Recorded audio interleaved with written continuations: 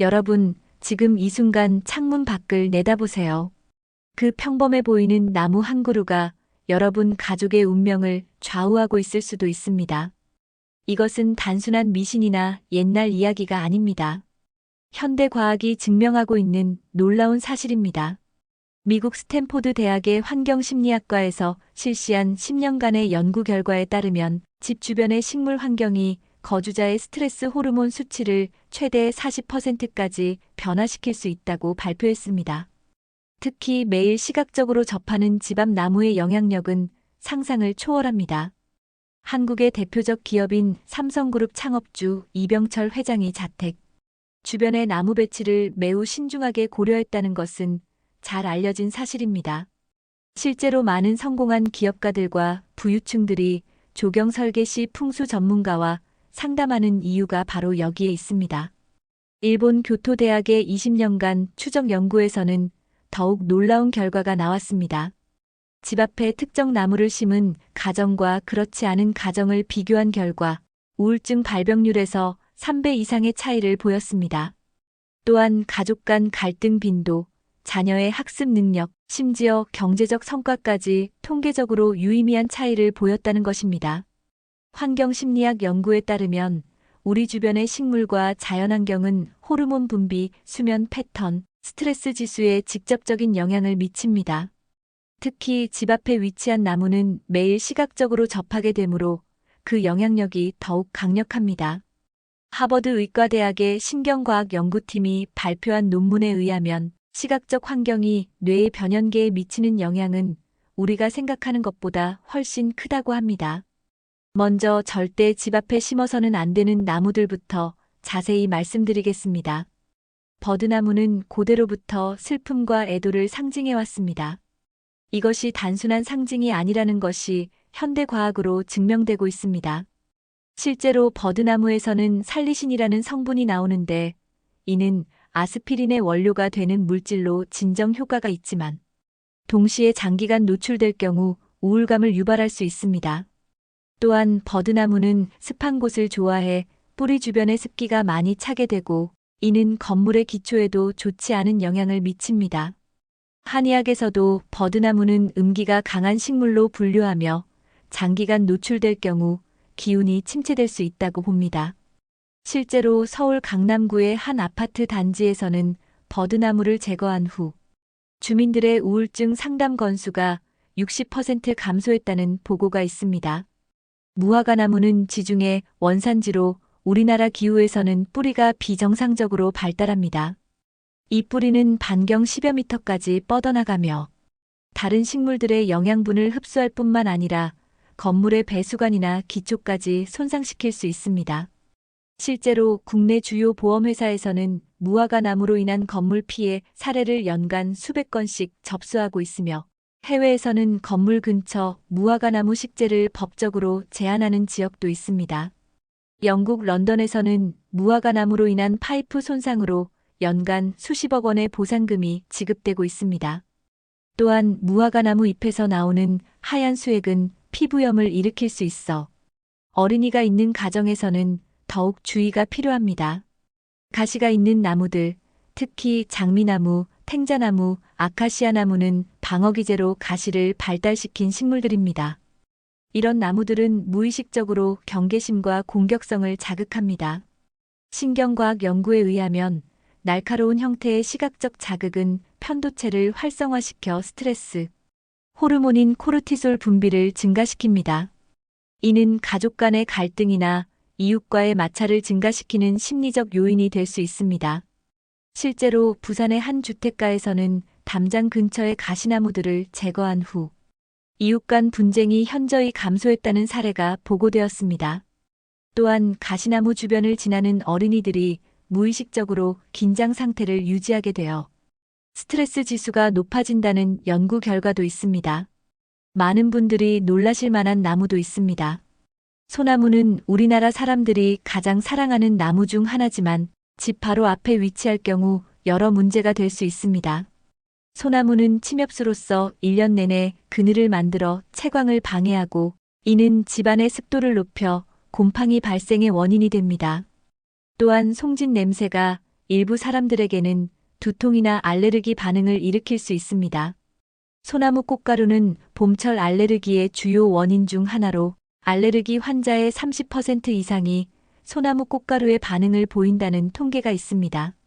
특히 고령의 소나무일수록 더 많은 꽃가루를 생산하며 이는 호흡기 질환을 악화시킬 수 있습니다.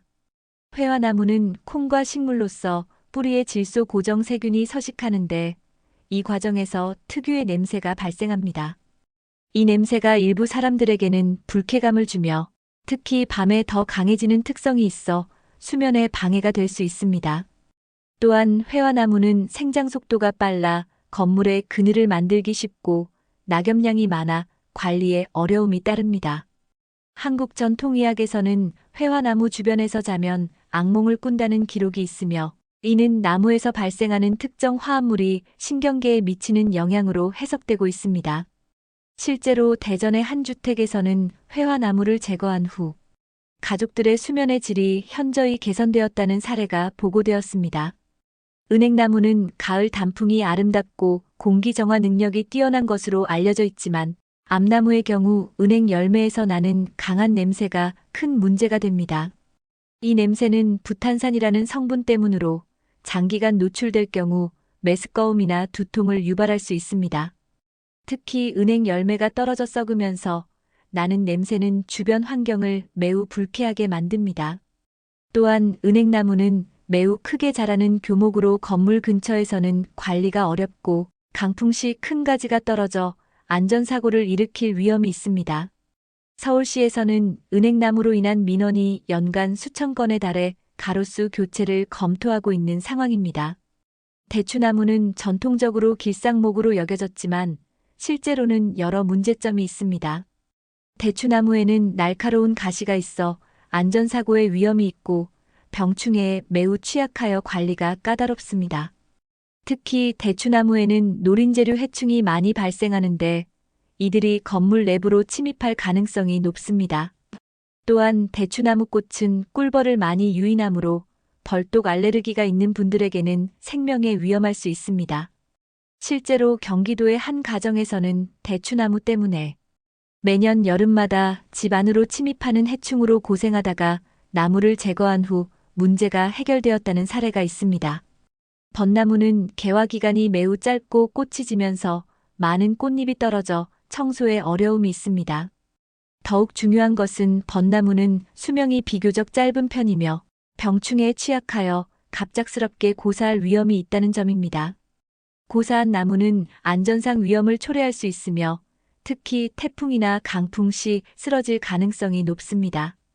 또한 벚나무는 뿌리가 얕게 퍼지는 특성이 있어 토양의 영양분을 많이 소모하므로 주변 식물들의 생장을 방해합니다.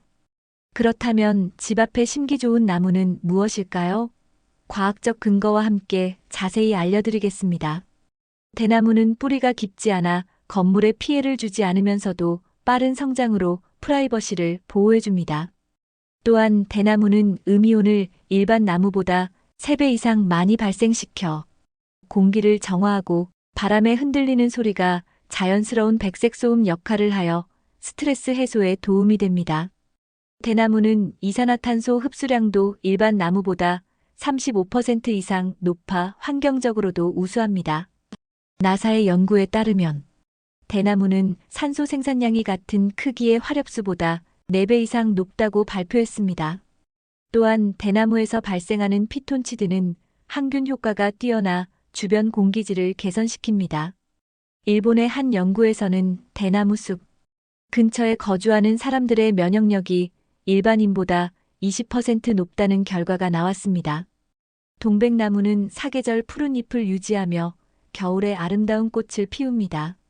동백나무는 생장 속도가 적당하여 관리가 쉽고 병충해에도 강한 편입니다. 또한 동백꽃은 꿀이 많아 겨울철 새들에게 먹이를 제공하여 자연 친화적인 환경을 만들어줍니다. 동백나무 잎에는 카테킨과 사포닌 성분이 풍부하여 공기 중에 유해물질을 흡착하는 능력이 뛰어납니다. 한국과학기술원의 연구에 따르면 동백나무 한 그루가 연간 흡수하는 이산화탄소량은 성인 2명이 1년간 배출하는 양과 맞먹는다고 합니다. 또한 동백나무 주변의 습도는 일반 지역보다 5에서 10% 높아 피부 건강에도 도움이 됩니다. 감나무는 가을에 맛있는 열매를 제공할 뿐만 아니라 비타민C가 풍부한 잎차로도 활용할 수 있습니다. 감나무는 뿌리가 깊게 내려가 토양을 안정시키고 적당한 크기로 자라 관리가 용이합니다. 또한 감나무 잎에는 항산화 성분이 풍부하여 건강에도 도움이 됩니다. 감나무에서 발생하는 탄닌 성분은 천연 방충제 역할을 하여 모기나 파리 등의 해충을 쫓아내는 효과가 있습니다. 실제로 제주도의 한 연구에서는 감나무가 있는 집과 없는 집의 해충 발생률을 비교한 결과 70% 이상의 차이를 보였다고 발표했습니다. 나무 선택 시 고려해야 할 과학적 요소들도 많습니다. 먼저 일조권을 침해하지 않는 크기와 위치를 선택해야 합니다. 건축법상 건물로부터 최소 5m 이상 떨어진 곳에 식재해야 하며 성목시 크기를 미리 고려해야 합니다. 또한 화분증이나 알레르기가 있는 가족 구성원이 있다면 꽃가루를 많이 날리는 나무는 피해야 합니다. 국립보건원의 통계에 따르면 국민의 30% 이상이 특정 식물의 꽃가루에 알레르기 반응을 보인다고 합니다. 뿌리 시스템도 중요한 고려사항입니다. 청근석 나무는 뿌리가 옆으로 넓게 퍼져 배수관이나 기초에 피해를 줄 수 있으므로 심근석 나무를 선택하는 것이 좋습니다. 또한 낙엽수보다는 상록수가 1년 내내 일정한 환경을 제공합니다. 토양의 산성도도 중요한데 우리나라 토양은 대부분 약산성이므로 이에 맞는 나무를 선택해야 합니다. 마지막으로 가장 중요한 것은 나무를 심기 전 해당 지역의 토양 상태, 기후 조건, 그리고 가족 구성원의 건강 상태를 종합적으로 고려하는 것입니다. 아무리 좋다고 알려진 나무라도 환경에 맞지 않으면 오히려 스트레스 요인이 될 수 있습니다. 집 앞의 나무는 단순한 조경 요소가 아니라 가족의 건강과 행복에 직접적인 영향을 미치는 중요한 환경 요소입니다. 신중한 선택으로 여러분 가정의 건강과 행복이 깃들기를 바랍니다.